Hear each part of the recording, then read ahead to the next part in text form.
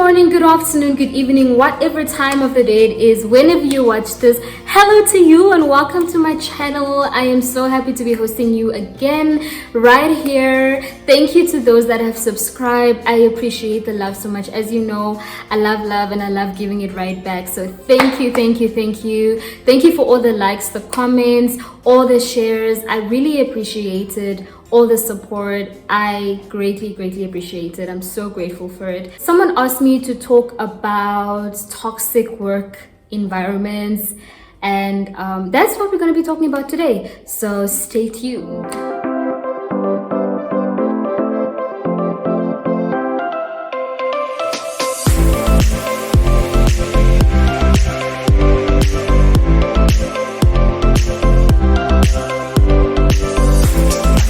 Alright, so like I said, we're going to be talking about toxic working places, toxic workplaces, that's grammatically correct, toxic work environments, and yeah, that's what I'm going to do. As you know, I like to be real and authentic. I want to give you the reality, and so most of the times that entails personal experiences, but of course without revealing too much and still protecting the integrity of my privacy. But you know, I want to help someone out there, and I want to be that person. Like I always say in some of my videos, I want to be that person that I wish I had when I was going through some of these things. And I hope this video gets to help even just that one person that needs to hear this. So I haven't written down any notes, I haven't written down any pointers, nothing. I am just gonna speak from the heart, and yeah, I hope it helps, like I said. So toxic workplaces, toxic working environments, whichever way you want to call it, whatever you want to call it. I am not a professional, but I'm going to try and explain to you what it means to me, and if you've got different opinions, you're very much welcome to put that right in the comment section, and we can just get into another discussion or another debate, because I want this to be more like a talk, just me speaking to you. So what do we mean by toxic workplaces or toxic working environments? I think anything toxic is, you know how people say how alcohol is also referred to as intoxicating liquor? It's because it destroys you. It's poison to your body. I know a lot of people don't want to hear that, but it actually is poison to your body.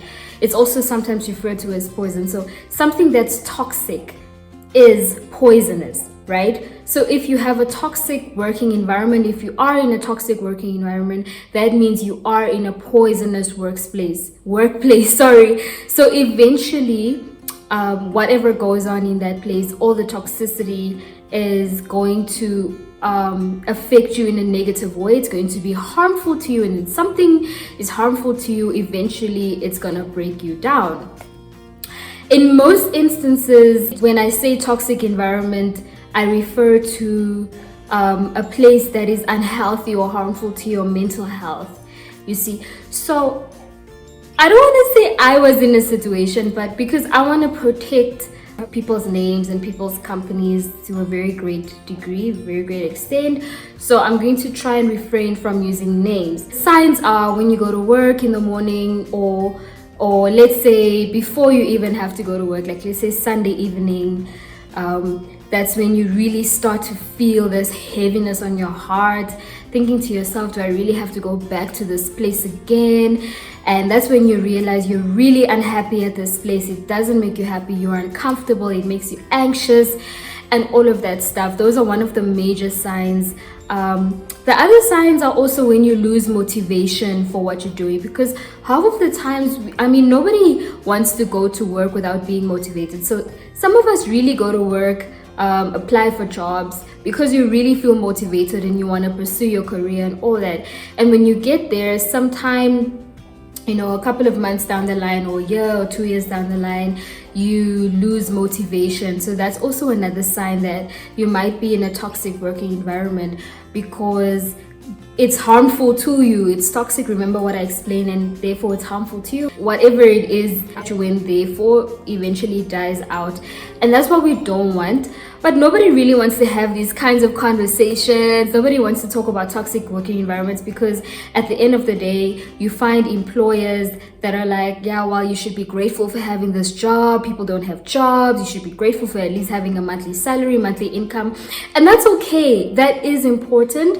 But our mental health is also important. Who we are is important. We need to take care of that. We need to take care of ourselves. I think it's very important that we have this talk and have this discussion, because a lot of people find themselves in situations where they are unhappy, workplaces rather, where they are unhappy, but they're there for the money because they're the breadwinners. They're the only ones that need to be there. They have to be there. They need to be there to be able to provide for their families, because so many people are losing their jobs, and you'd find that there's always just that one person in a household that has a stable job, stable income, for example. And so for someone like that to put their mental health before income, that can really force someone to be in an unhappy, unhealthy, toxic environment just so that they can provide for their family. Here's the thing, and I'm going to be very real and very honest with you. People who are prone to experience toxicity in a working place is, candidates, interns, junior associates. These people like really feel it like at the most, because you're at the bottom of the food chain and you have to work your way up. And I don't know why it is that the people at the top, some people are not really happy with helping you. Some people feel insecure about, helping you to climb the ladder, because you'd find that sometimes when there's a really brilliant candidate or a really brilliant intern, the people at the top may feel threatened, and they may make life really difficult for the intern or the candidate, or whatever you may call it, the person that's at the bottom of the food chain. And that causes such great mental harm. Like, people don't understand how intense this is. Like, it's so crazy, the stuff people go through just to be able to get income, just to be able to climb the ladder, just to be able to find themselves a way in their career. It's crazy that so many people just want to close the doors just because of others, just because they feel threatened, just because they feel somebody else is going to come take over their position. And what we need to understand, what we need to know, is there's enough space for all of us in this world. There's enough for all of us. There's enough money. There are enough opportunities. There's enough for everything for all of us. And until you realize that there's enough for everyone, you're going to have the mentality of being selfish. You're going to have the mentality of not helping someone to grow. You're going to have the mentality of just being insecure of someone else taking over your spot. We need to have this mentality that it's okay for someone else to win. It's okay to help nurture or grow someone else. It's okay for that, because it's gonna benefit us. It's gonna benefit society. Also, it comes with a lot of fulfillment, just being able to be in a position to allow someone to grow, to give them that space to grow, to maximize their full potential. I know I'm all over the place, but like I said, I'm speaking from the heart. So I hope this does eventually make sense at the end of the video. What I want to say though to people that are applying for jobs, especially interns, candidates, junior associates, people that are at a lower level, the lower level of the food chain, is this: you have to make a decision, right? Is it your career you want? And how far are you gonna go to get it? What are you gonna sacrifice to get it? Because let's face it, a lot of working environments and workplaces are quite toxic.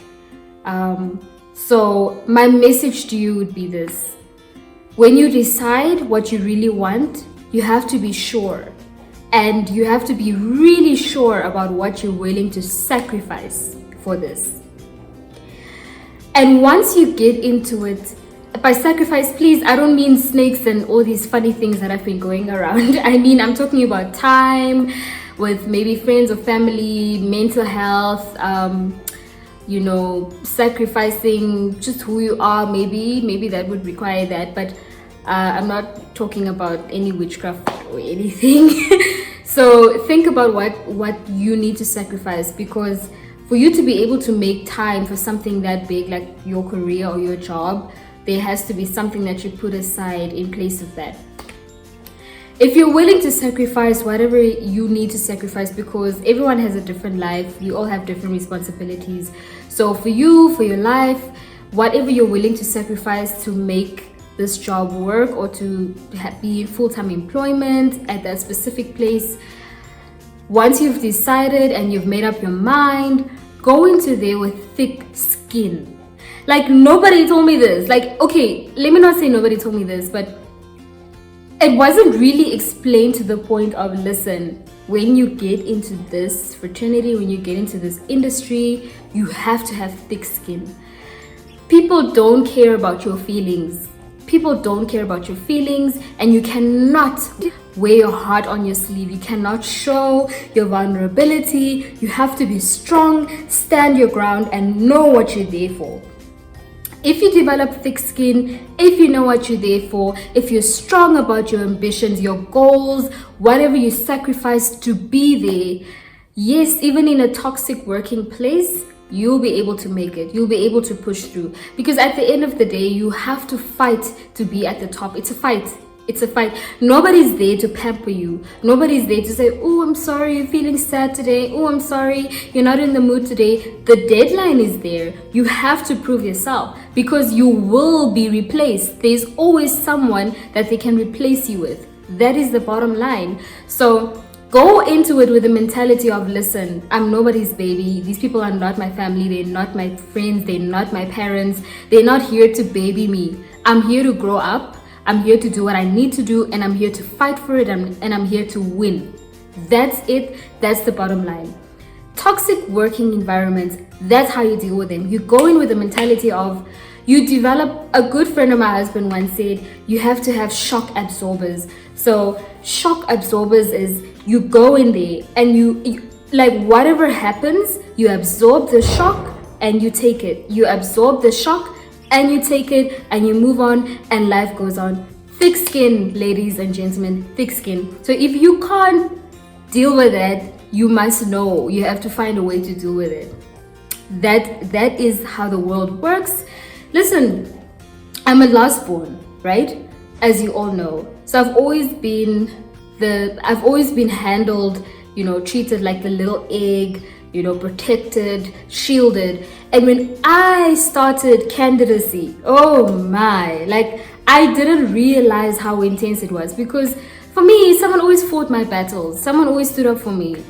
Someone always had my back before I even had to ask for anything. And when you get into the workplace, it's different. It's incredibly different. And once we realize that it's different, without preparing yourself, it can affect you. It can mess with you. There might be overwhelming responsibility, because now a lot of people are losing their jobs, and companies are finding a way to scale down on the staff, but also getting a lot more work done to increase income. So that may mean that when you're there at your workplace, you might have a little bit more of the responsibilities that you sign up for. And that may come at a cost of spending more time at work, more hours at work, with the same salary that you had when you started. And you have to be okay with that, because some employers are like, well, you better be grateful that you have a job. And I mean, of course, that can make you unhappy, because it's so much, like, a lot of people are always so overworked. You become so overworked, overwhelmed, and you don't get enough sleep. And when you don't get enough sleep, you're cranky. And I actually read the other day that people who don't get enough sleep perform worse than people who are drunk. So you can just imagine whatever your body may be going through at the time. So that's what you need to prepare for when you get into a workplace. And that can also be toxic. That's it. Like, if you don't have thick skin, you're gonna, it's gonna interfere with your goals, with your motivation that you had when you first went there. Like, you have to develop thick skin. But here's the thing, there's some workplaces that are just not even worth the money. Like you go there and you are unhappy all the time. So now you have to ask yourself, how badly do I want this? Is it worth me feeling sad all the time? Is it only gonna be for a moment? Is it only gonna be until I finish whatever I need to finish? Some people call it articles with candidacy and whatever you may call it. You need to plan. I have a very good friend and I'm so proud of him, and he's someone who plans. Like he plans his whole life, and I'm so motivated by that. I should actually have him on my channel one day, and he should actually talk about how he planned his life. But my thing is this: plan your life. So when you get into in a toxic workplace, right, and this is going to help you climb the ladder, right, in your career, you need to think about whether you're gonna take this and climb the ladder, or you're gonna give up and you're gonna go, or you're gonna take a break. So what I did was, when I was doing my candidacy, I was a little bit overwhelmed. I did a lot and I was a little bit overwhelmed, and I ended up getting sick almost every week. And my husband was like, you know what, take a break, leave, just take a break. I'll take care of you, I'm here for you, just leave and take a break. And so I took a break, and when I took a break, I realized what I really wanted. You know, sometimes I really think to myself, why didn't I just do what I wanted from the beginning? You know, when you take a step back, and when you take a step back from a toxic space, and when you rest and you're well rested and you're happy and you think clearly, you realize what you really want. So it goes back to my point. When you know what you really want, and you must know what you really want, and when you know what you really want, you're gonna know what you're gonna accept and what you're not gonna accept in your working environment. You're gonna know whether to push through with this or whether not to push through with this in your working environment. So understand yourself, know who you are, know what you want to achieve. And if what you want to achieve is going to require you to remain in that workspace for a while, then do it. Develop shock absorbers. Take the shock, take the negativity, but don't let it enter you. Take it and know that you're here for a greater purpose. You're here to achieve something else, and before you know it, you'll be over it. But don't break yourself. Don't break yourself. Don't lose yourself. Because what will it help you if you achieve what you want to achieve academically, or in your career rather, because that's what we're talking about, and you lose yourself and you're not who you are, and you are a broken person, and you know how we say hurt people? Yeah, and you become this horrible person, you know, this person that's damaged, hurt, and who becomes toxic to other people in their workplace. So really think about it. And if you really have to be in this workspace, maybe to provide for your family, or to push through with your career, or just to get what you need to get, make sure that it doesn't change you. Make sure that it doesn't influence your mind too much. Make sure that it doesn't penetrate through your heart. Make sure that those shock absorbers are there and you can take it. Make sure that thick skin is there and you can take the pressure and you can move on with it. Don't let it hinder you. Don't let it change who you are as a person. Don't let it negatively affect your character. Just develop the thick skin. Remember to always be kind. Remember to always have love. But never ever let anybody take advantage of you. Never ever let anybody use you or not appreciate your work. Never allow that, because you must know your worth. Yes, I like to talk about relationships all the time, but you must know your worth, even in the working environment, because you're there for a reason. You're there because you qualified. So make sure that you are appreciated, but also be very gracious, be very graceful in your approach to your employers, to your work colleagues, because people respond to how we approach them. So if you're going to have an attitude, you're going to get it right back 100 times, because they are above you. So make sure that in as much as you stand your ground and you are firm, that you are also gracious, and that at the same time you don't allow someone to take advantage of you. So yeah, that's what I have for you today. Thank you for watching.